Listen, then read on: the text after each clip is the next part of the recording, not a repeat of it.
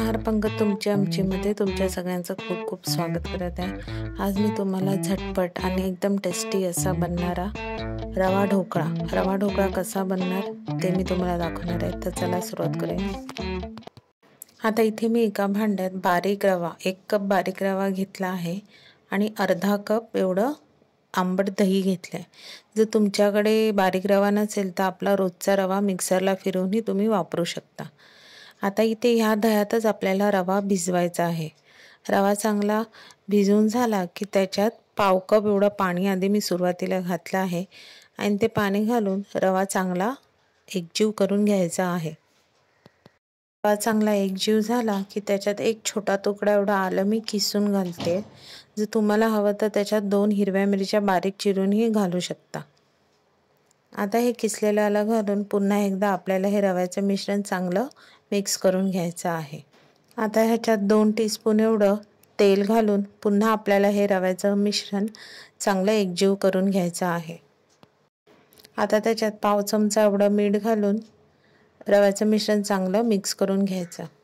आणि एकदा का मिश्रण चांगलं आपलं मिक्स करून झालं की हे रव्याचं मिश्रण आपल्याला 20 मिनिटासाठी रेस्टसाठी ठेवून द्यायचं आहे।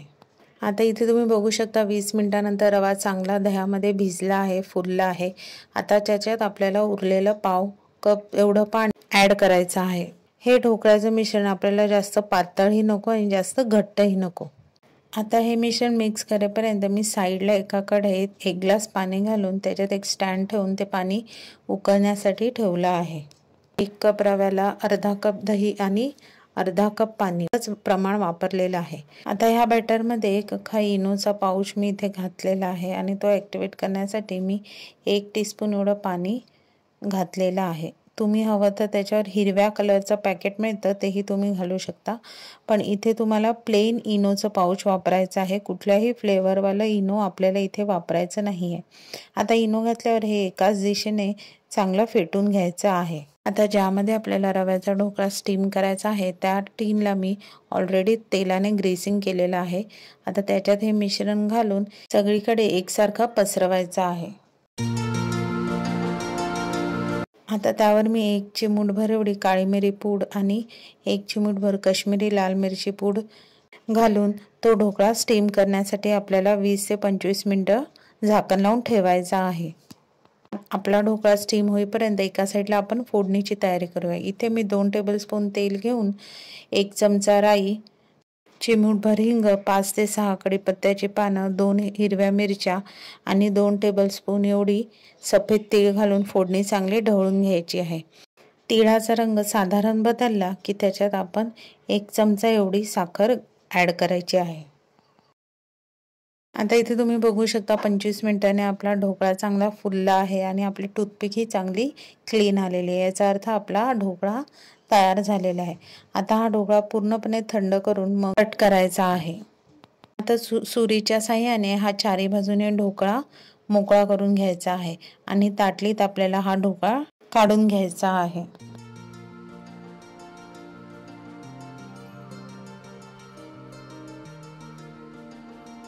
आता तुम्ही इथे बघू शकता ढोकळा किती नरम झालाय, मस्त फुलला आहे, अगदी कापसासारखा ढोकळा झाला आहे। आता इथे ढोकळा कापून घेऊया आपण। आता इथे आपल्याला तयार केलेली फोडणी घालून आपल्याला आता हा रवाचा ढोकळा खाण्यासाठी रेडी आहे।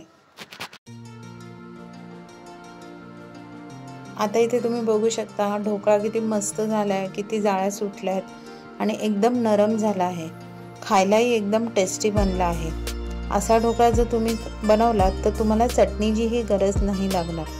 तर तुम्हाला ही माझी रेसिपी आवडली तर रेसिपीला लाईक करा, शेअर करा, कमेंट करून नक्की सांगा। चॅनलला नवीन असाल तर चॅनलला सबस्क्राईब करायला विसरू नका आणि नवीन व्हिडिओच्या नोटिफिकेशनसाठी बेल आयकॉनला प्रेस करायला विसरू नका। तोपर्यंत मस्त राहा।